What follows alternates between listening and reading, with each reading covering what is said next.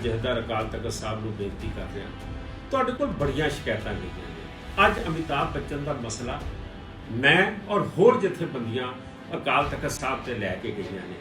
ਤੁਹਾਡੇ ਵੱਲੋਂ ਹਲੇ ਤੱਕ ਕੋਈ ਨਾ ਫੈਸਲਾ ਨਾ ਕੋਈ ਗੱਲਬਾਤ ਉਸ ਤੇ ਆਈ ਹੈ, ਲੇਕਿਨ ਦਿੱਲੀ ਕਮੇਟੀ ਦੇ ਪ੍ਰਧਾਨ ਤੇ ਸਕੱਤਰ ਸਾਹਿਬ ਨੇ ਰਾਹ ਲੱਭ ਰਿਹਾ। ਇਹ ਅਕਾਲ ਤਖਤ ਸਾਹਿਬ ਦੀ ਮਰਿਆਦਾ ਨੂੰ ਢਾਹ ਲਾ ਰਹੇ ਨੇ। ਇਹ ਜਥੇਦਾਰ ਅਕਾਲ ਤਖਤ ਸਾਹਿਬ ਦੀ ਅਥਾਰਟੀ ਨੂੰ ਚੈਲੰਜ ਕਰਦੇ ਪਏ ਨੇ। ਇਹ ਦੱਸ ਰਹੇ ਨੇ ਕਿ ਜਥੇਦਾਰ ਅਕਾਲ ਤਖਤ ਸਾਹਿਬ ਕੋਈ ਫੈਸਲਾ ਨਹੀਂ ਲੈ ਸਕਦੇ। मैं पूछना चाहना सिंह साहब, अगर इसे तरीके काम चलता रहा, वो अकाल तखत साहब जिसते कदी महाराजा रणजीत सिंह पेश होता है, कदी इसते ज्ञानी जैल सिंह पेश होता है, कदी इसते वड्डे वड्डे सिख जरनैल पेश होए, उस दी मर्यादा दियां ये धज्जियां उड़ा रहे ने। अकाल तखत साहब नूं जिहड़े वरतदे होण, सिंह साहब इन्हां नूं किहदा भौ ते किहदा डर है? ये सारियां मर्यादा तोड़ते जा रहे हैं। मनो नहीं पता कि अकाल तखत साहब ने एक्शन इन्हां ते लेना है कि नहीं लेना। डेरा माफी दी पैरोल हुई है, क्यों नहीं बोले? ये जिहड़ा बाला साहब हॉस्पिटल बना रहे हो, ये ओहदे पैसिਆਂ ਤੋਂ तो नहीं बनता पिया? किते उन्हें आख्या होवे कि हले कच्ची पैरोल है, जदों पक्की करा दिओगे मेरी, उदों मैं 500 बेड ਦਾ ਹੀ ਹਸਪਤਾਲ बना देंगा। ये डायलिसिस सेंटर भी किते पता लगे कि टाइटलर ने तो नहीं किते तुहानू बना के दिता। सिंह साहब फैसले लेने शुरू करो, ठीक नू ठीक गलत नू गलत कहना शुरू करो। मैं समझदा ये धार्मिक बहुत वड्डे इशू ने, जिन्हां इशूज़ दे उत्ते तुहानू बोलना पेगा, तुहानू फैसला लेना पेगा और बनदी कार्रवाई करनी पेगी सिंह साहब, नहीं तो ये अकाल तखत साहब की मर्यादा खत्म है। ਅਸੀਂ ਚਾਹੁੰਦੇ ਹਾਂ ਕਿ ਉਸ ਤੋਂ ਪਹਿਲੇ ਅਕਾਲ ਤਖਤ ਸਾਹਿਬ ਦੇ ਫੈਸਲੇ ਹੋਣ। ਇਹ ਨਹੀਂ ਕਿ ਫੈਸਲੇ ਨਹੀਂ ਹੋਣਗੇ। ਜੇ ਅਕਾਲ ਤਖਤ ਇਹ ਫੈਸਲੇ ਨੂੰ ਲੇਟ ਕਰੂਗਾ ਤੇ ਇਸ ਤੋਂ ਬਾਅਦ ਸਾਡੇ ਕੋਲ ਕੋਈ ਚਾਰਾ ਨਹੀਂ ਕਿ ਅਸੀਂ ਇਹ ਮਸਲੇ ਕੋਰਟ ਹੀ ਲੈ ਕੇ ਜਾਈਏ। ਆਪਣੇ ਇਸ ਵਜੂਦ ਨੂੰ ਬਚਾਓ, ਸ਼੍ਰੀ ਅਕਾਲ ਤਖਤ ਦੀ ਮਾਨ ਮਰਿਆਦਾ ਨੂੰ ਬਚਾਓ ਔਰ ਸਾਨੂੰ ਹਿੰਦੁਸਤਾਨ ਦੀਆਂ ਕੋਰਟਾਂ ਦੀ ਜਾਨ ਤੋਂ ਬਚਾਓ। ਕਿ ਉਹਨਾਂ ਹੈਡ ਗ੍ਰੰਥੀਆਂ ਦੇ ਕਿਰਪਾ ਕਰਕੇ ਮੈਨੂੰ ਨਾ ਦੱਸੋ ਜਿਨ੍ਹਾਂ ਹੈਡ ਗ੍ਰੰਥੀਆਂ ਨੇ ਇਹ ਕਿਹਾ ਕਿ ਪੈਸਾ ਵਾਪਸ ਨਹੀਂ ਮੋੜਨਾ। ਸੰਗਤ ਨੂੰ ਪਤਾ ਲੱਗੇ ਇਹੋ ਜਿਹੇ ਕਿਹੜੇ ਵਿਦਵਾਨ ਹੈਡ ਗ੍ਰੰਥੀ ਸਾਹਿਬਾਨ ਨੇ।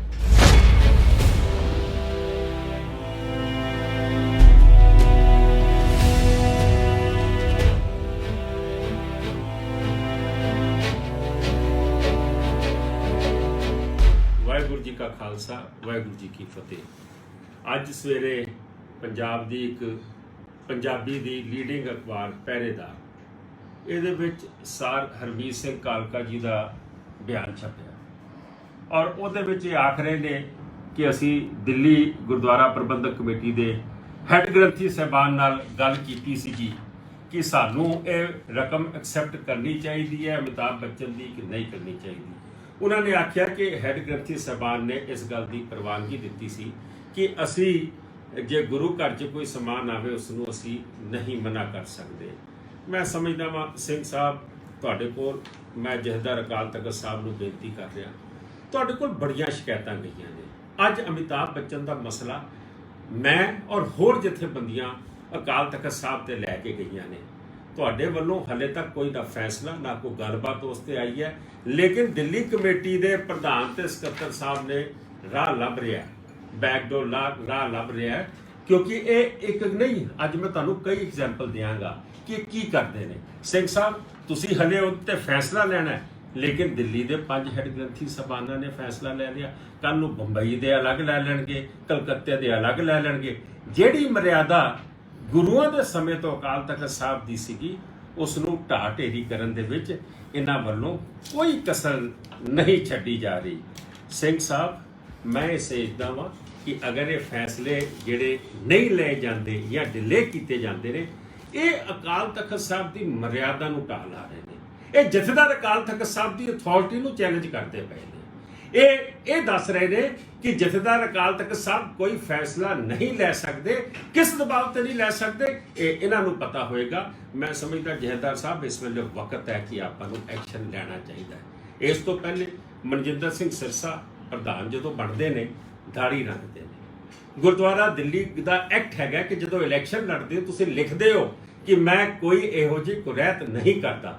ਇਹ ਝੂਠ ਬੋਲ ਕੇ ਇਲੈਕਸ਼ਨ ਲੜੇ, ਮੈਂਬਰ ਬਣੇ, ਮੈਂਬਰ ਬਣਨ ਤੋਂ ਬਾਅਦ ਪ੍ਰਧਾਨ ਵੀ ਬਣ ਜਾਂਦੇ ਨੇ। ਉਸ ਤੋਂ ਪਹਿਲੇ ਇਹਨਾਂ ਨੇ ਕਦੀ ਅੰਮ੍ਰਿਤ ਛਕਿਆ ਨਹੀਂ ਛਕਿਆ ਸਾਨੂੰ ਨਹੀਂ ਪਤਾ, ਲੇਕਿਨ ਜਦੋਂ ਇਹਨਾਂ ਦੀ ਸ਼ਿਕਾਇਤ ਹੁੰਦੀ ਹੈ ਸਿੰਘ ਸਾਹਿਬ, ਉਹ ਸ਼ਿਕਾਇਤ ਤੁਹਾਡੇ ਕੋਲ ਪਹੁੰਚਦੀ ਹੈ, ਤੁਸੀਂ ਫਿਰ ਉਸ ਤੇ ਚੁੱਪੀ ਸਾਦੀ ਰੱਖਦੇ ਹੋ ਔਰ ਇਹ ਦਿੱਲੀ 5 ਗ੍ਰੰਥੀ ਸਾਹਿਬਾਨਾਂ ਨੂੰ ਤਲਬ ਕਰਦੇ ਨੇ। ਮੈਂ ਤਲਬ ਵਰਡ ਯੂਜ਼ ਕਰ ਰਿਹਾ ਵਾਂ, ਇਹ ਅੱਗੇ ਪੇਸ਼ ਨਹੀਂ ਹੁੰਦੇ। ਇਹ ਪੇਸ਼ ਹੋ ਕੇ, ਕਿਉਂਕਿ ਗੁਰਦੁਆਰਾ ਦਿੱਲੀ ਕਮੇਟੀ ਦੇ ਬੁੱਧਵਾਰ ਤੇ ਐਤਵਾਰ ਨੂੰ ਅੰਮ੍ਰਿਤ ਛਕਾਇਆ ਜਾਂਦਾ, ਜਿੱਥੇ 5 ਪਿਆਰੇ ਸਾਹਿਬਾਨ ਬੈਠਦੇ ਨੇ, ਉੱਥੇ ਜਾ ਕੇ ਪੇਸ਼ ਹੁੰਦੇ। ਲੇਕਿਨ ਅਕਾਲ ਤਖਤ ਸਾਹਿਬ ਦੀ ਚੁੱਪੀ ਕਰਕੇ ਇਹਨਾਂ ਨੂੰ ਰਾਹ ਲੱਭ ਗਿਆ। ਉਹਦੇ ਬਾਅਦ ਕੀ ਹੋਇਆ ਕੀ ਨਹੀਂ ਹੋਇਆ ਸਾਨੂੰ ਨਹੀਂ ਪਤਾ, ਲੇਕਿਨ ਉਹਦੇ ਬਾਅਦ ਵੀ ਕੋਈ ਐਸੀ ਪ੍ਰੂਫ ਜਾਂ ਐਸੀ ਕੋਈ ਖਬਰ ਨਹੀਂ ਕਿ ਮਨਜਿੰਦਰ ਸਿੰਘ ਸਿਰਸਾ ਜੇ ਪਤਤ ਸੀਗਾ ਤਾਂ ਉਸਨੇ ਅੰਮ੍ਰਿਤ ਛਕਿਆ ਹੋਵੇ।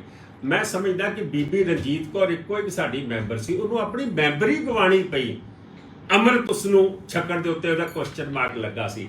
ਲੇਕਿਨ ਸਿਰਸਾ ਸਾਹਿਬ ਨੇ 5 ਗ੍ਰੰਥੀ ਸਾਹਿਬਾਨਾਂ ਨੂੰ ਤਲਬ ਕਰਕੇ ਸਵੇਰੇ 7 ਵਜੇ ਆਪਣੇ ਮਤਲਬ ਦੀ ਗੱਲ ਕਰਕੇ ਆਪਣੇ ਆਪ ਨੂੰ ਸੁਰਖਰੂ ਕਰ ਰਿਹਾ ਔਰ ਇਹ ਇਸ਼ੂ ਚੁੱਪ ਹੋ ਗਿਆ ਬਿਲਕੁਲ। ਮੈਂ ਇਹ ਸਮਝਦਾ ਵਾਂ ਕਿ ਜਥੇਦਾਰ ਸੰਤੋਖ ਸਿੰਘ ਜੀ ਵਕਤ ਇੰਦਰਾ ਗਾਂਧੀ ਨੇ ਜ਼ੋਰ ਲਾ ਲਿਆ ਸੀ ਕਿ ਸੀਸਗੰਜ ਸਾਹਿਬ ਤੋਂ ਵੱਡੀ ਕਿਹੜਾ ਸਥਾਨ ਹੈ ਜਿੱਥੇ 9ਵੇਂ ਪਾਤਸ਼ਾਹ ਦੀ ਸ਼ਹਾਦਤ ਹੋਈ ਹੋਵੇ। मेहरबानी करके जथेदार साहब आप 5 ग्रंथी साहबान बैठाइए, आप ये पंजाब वालों को फतवे जारी करने शुरू कर दें। लेकिन जथेदार संतोख सिंह ने बीबी नूं आख्या सी, बीबी मनु धर्म दे विच सलाह देण दी लोड़ नहीं। और 10 सितंबर 1981 वो अकाल तख्त साहब पेश होए सन। जथेदार गुरदयाल सिंह अजनोहा उदों चीफ सीगे, अकाल तख्त के जहेदार सीगे। इंदिरा गांधी प्रेशर करती है कि उत्थे हालात खराब ने, ज्ञानी जैल सिंह ट्रेन रोकन आंदा है कि तुसी ना पेश होवो, चैलेंज करो। लेकिन जथेदार संतोख सिंह अकाल तख्त साहब की मर्यादा नूं बाहर रखते हैं। लेकिन ये दिल्ली कमेटी नवे तो नवे काम करती पई है। ये तो उस दा पोता हैगा हरमीत सिंह, जिसने अखबार दे विच इश्तिहार दिता सीगा कि जो राजीव गांधी ने किया, जो अकाल तख्त साहब ते होया, वो सारा कुछ ठीक होया।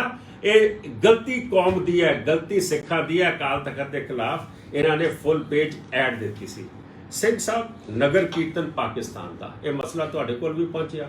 संध्या एंड कंपनी कोल ओदी परमिशन सीगी, इन्हां कोल परमिशन नहीं सी। इन्होंने पैसे सोना सारे गुरु घरां दे विच इन्होंने गोलका लगा के पैसे इकट्ठे कीते। मसला तुहाडे कोल आया, तुसी इस नूं डिफ्यूज कीता और ये आख्या कि ये सारी सिंह सभावां दे विच बोर्ड ला के हिसाब देवे, इन्हां कोल कितना सोना कितना पैसा होर की इन्हां कोल जिहड़ा समान है वो सारा कुछ दसे। सिंह साहब तुहाडे हुक्मां दीयां धज्जियां उड़ाईयां गईयां, किसी नूं कुछ नहीं दस्सिया गया। मैं पुछना चाहना सिंह साहब, अगर इसे तरीके काम चलता रहा, वो अकाल तख्त साहब जिस ते कदी महाराजा रणजीत सिंह पेश होंदा है, कदी इस ते ज्ञानी जैल सिंह पेश होंदा है, कदी इस ते वड्डे वड्डे सिख जरनैल पेश होए, उस दी मर्यादा दियां ये धज्जियां उड़ा रहे ने। 2 दिन पहले दिल्लीओ कंसनट्रेटर जांदे तलब कीता जांदा। सिंह साहब जदों असीं पेश हुंदे आ, वो चिट्ठी दा सारा निपटारा तुहाडे सामने होया कि चिट्ठी झूठी सी।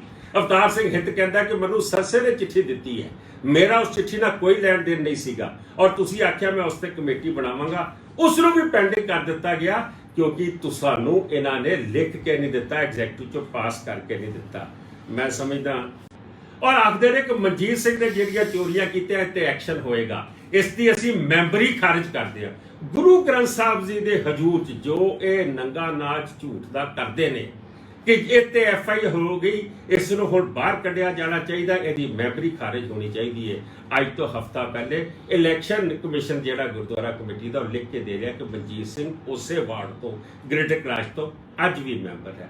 लेकिन सारियां अखबारां दे विच गुरु ग्रंथ साहब नूं जिहड़े वरतदे होण, अकाल तख्त साहब नूं मैं वर्ड यूज कर रहा, अकाल तख्त साहब नूं जिहड़े वरतदे होण, सिंह साहब इन्हां नूं किहदा भौ ते किहदा डर है। ये सारियां मर्यादा तोड़ते जा रहे हैं। मनु नहीं पता कि अकाल तख्त साहब ने एक्शन इन्हां ते लेना है कि नहीं लेना। मैं इन्हां नूं पुछना चाहना, डेरा माफी दी पैरोल हुई है, क्यों नहीं बोले? ये जिहड़ा बाला साहब हुण हॉस्पिटल बना रहे हो, ये उहदे पैसिਆਂ तो नहीं बनता पिया? किते उन्हें आख्या होवे कि हले कच्ची पैरोल है, जदों पक्की करा दोगे मेरी, उदों मैं 500 बैड दा ही हस्पताल बना देंगा, क्योंकि तुसीं ते बोलना नहीं। ये तो अमिताभ बच्चन बोलता है कि तुसी 2 करोड़ रुपए की बात करते हो, मैं तो 10 करोड़ रुपया पहले दे चुका हूं। सवाल तो ये है कि 10 करोड़ रुपया अमिताभ बच्चन ने दिता, 6 करोड़ रुपया सरसा जी लाइव करके बोलते ने मैनू किसी होर ने दिता, 2 परिवार होर पेश हुंदे ने, चावला परिवार ते जुनेजा परिवार, उन्होंने कई करोड़ा रुपए की रकम दी है। कितों कितों इको चीज के पैसे आ रहे ने। सिंह साहब कोई हिसाब किताब नहीं। मनु लगता है ये डायलिसिस सेंटर भी किते पता लगे कि टाइटलर ने तो नहीं किते तुहानू बना के दिता, सानू बाद च दस्सिया जावे कि क्योंकि तुहानू ते हैड ग्रंथी साहबान ने परमिशन देती है। और हैड ग्रंथी साहब अकाल तख्त साहब ते मसला होवे और हैड ग्रंथी साहब परमिशन दे रहे हैं। मैं समझदा वां ये सारे तत्थां वास्ते 21 मैंबरां ने जनरल हाउस का भी इन्हां नूं नोटिस दिता होया है और एक बिल्कुल इन्हां दे कंन ते जूं नहीं रेंगदी पई। सिंह साहब फैसले लैणे शुरू करो, ठीक नूं ठीक गलत नूं गलत कहना शुरू करो, नहीं तो पहले जिवें गलत फैसले अकाल तख्त साहब तो लए गए ने उहदे नाल मर्यादा गिरी है। मैं समझदा ये धार्मिक बहुत वड्डे इशू ने जिन्हां इशूज़ दे उत्ते ਤੁਹਾਨੂੰ बोलना पेगा, ਤੁਹਾਨੂੰ फैसला लेना पेगा और बनती कार्रवाई करनी पेगी सिंह साहब, नहीं तो ये अकाल तख्त साहब की मर्यादा खत्म है। कल नूं कोई भी सिंह सभा उठ के जेड़ा मर्जी फैसला कर लवे, जेड़ा मर्जी कौम नूं ढा ला लवे, जेड़ा मर्जी कातलां नूं सरोपे पा देवे, इन्हां नूं कोई रोक नहीं सकेगा। वाहिगुरू जी का खालसा वाहिगुरू जी की फतेह। मैं जथेदार अकाल तख्त साहब नूं एक बेनती करना चाहुंदा कि पिछले दिने भी असी आप जी बेनती की सी कि सानू ये गल दसी जाए कि बाबा राम रहीम की जी 2 दिन की पैरोल हुई है उस पर दिल्ली सिख गुरुद्वारा कमेटी का की स्टैंड है, उन्होंने अपना बयान क्यों नहीं जारी किया, उन्हें अपना बयान क्यों नहीं जारी किया।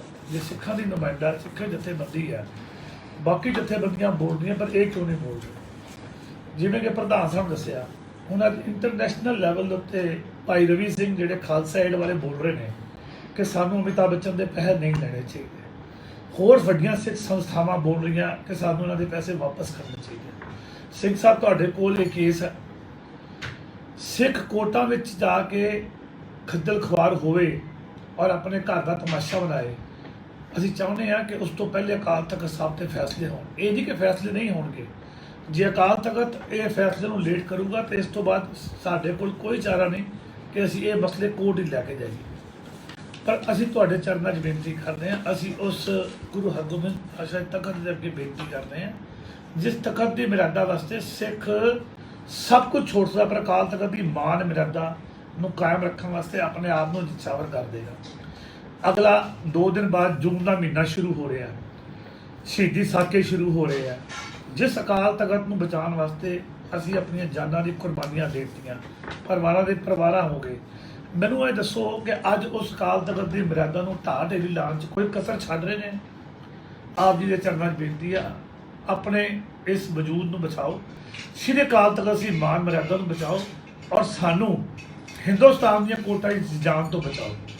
और मैं जिहड़े आए बयान अज सवेरे पढ़ रहा सीगा, मैं प्रधान साहब नूं फोन किया, मैं कहा अज ये कमाल की गल हो गई कि हुण दिल्ली दे विच हैड ग्रंथी साहिबान ही फैसला कर देणगे, अमृत का फैसला भी हैड ग्रंथी साहब कर देंगे। कोई बज्जर कुरैत करेगा या कोई पंथ का दोखी होएगा, उसका केस अगर अकाल तख्त से होएगा तो अकाल तख्त तो पहले दिल्ली के हैड ग्रंथी फैसला कर देंगे। ये बड़ा गंभीर मसला बनता जा रहा है, ये ना होवे ये फिरत पै जाए। ये साढ़े तो आने वाली जी नैक्सट जनरेशन ने उन्होंने यही लगे भी यही हो रहा है कि दिल्ली बह के हैड ग्रंथी को बुलाओ तो फैसले करा लो। और मैं पूछना चाहना कि उन्होंने हैड ग्रंथियों से कृपा करके मैं ना दसो जिन्होंने हैड ग्रंथियों ने यह कहा कि पैसा वापस नहीं मोड़ना।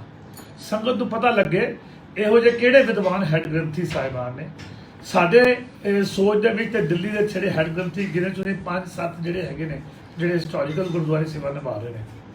जे ये नहीं दसणगे तो आने वाले समय असी मीडिया को बेनती करते हैं कि इन्हां हैड ग्रंथियां साहब नूं तुसीं इंटरव्यू लो इन्हां दे और इन्हां नूं पुछो कि तुहाडा जनरल सकत्तर कह रहा है कि तुसीं इहनूं सलाह दित्ती है कि अमिताभ बच्चन नूं पैसे वापस नहीं मोड़ने।